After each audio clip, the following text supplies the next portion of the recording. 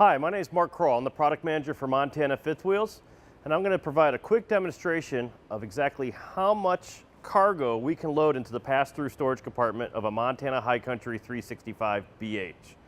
The drop frame pass-through storage compartment is one of our customers' favorite features on the Montana and Montana High Country fifth wheels. First, note the high-end metal slam latch baggage doors. We make these in-house, and we've got magnetic door holders on here, so when I lift the door up, it's held all the way up and flush out of my way.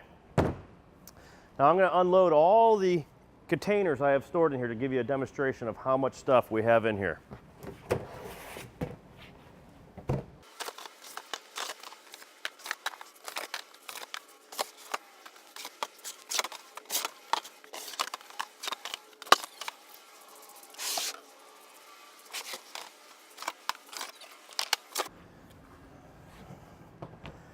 Wow, that's over 350 gallons of storage containers.